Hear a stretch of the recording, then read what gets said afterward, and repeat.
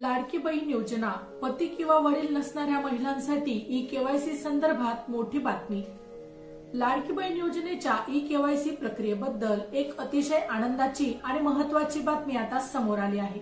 योजनेतील अनेक भगिनींना ई-केवायसी करताना एक मोठी अडचण येत होती।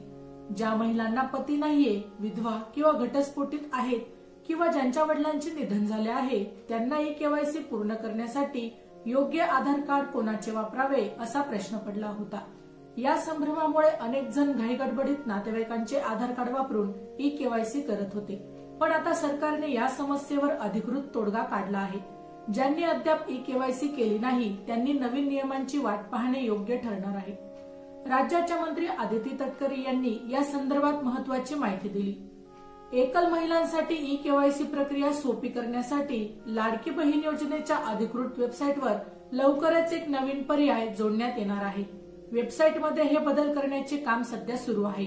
हा बदल विशेषतः अशा महिलांसाठी तयार करण्यात येत आहे ज्यांची ई-केवायसी प्रक्रिया सुरळीत पार पडेल आणि त्यांना योजनेच्या लाभापासून वंचित राहावे लागणार नाही। सध्या दररोज साधारणपणे 4 ते 5 लाख महिलांची ई-केवायसी पूर्ण होत आहे आणि 1 कोटीहून अधिक महिलांनी आपली प्रक्रिया ही पूर्ण केली आहे।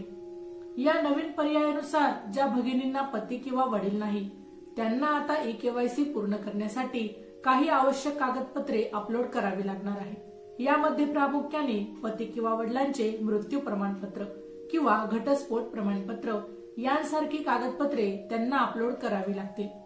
ही कागदपत्रे यशस्वीरित्या अपलोड झाल्यानंतरच त्यांची ई-केवायसी प्रक्रिया पूर्ण होणार आहे। तसेच सध्या ई-केवायसीची अंतिम मुदत 18 नोव्हेंबर पर्यंत आहे, परंतु सरकारने स्पष्ट केले आहे की सर्व पात्र महिलांना लाभ मिळावा यासाठी ही मुदत वाढवण्याची शक्यता आहे। पात्र महिलांनी शांतपणे आणि काळजीपूर्वक अधिकृत वेबसाईटवर हा पर्याय उपलब्ध होण्याची वाट पाहावी आणि त्यानंतरच आपली ई-केवायसीची जी प्रक्रिया आहे ती पूर्ण करावी, असे आवाहन देखील राज्याच्या मंत्री आदिती तटकरे यांनी केले आहे। माहिती आवडली असेल तर अवश्य शेअर करा। अशाच प्रकारचे नवनवीन सरकारी योजनांविषयी अपडेट मिळवण्यासाठी आमच्या लाईफ एव्हिएशन या YouTube चॅनलला अवश्य सबस्क्राईब करा। धन्यवाद।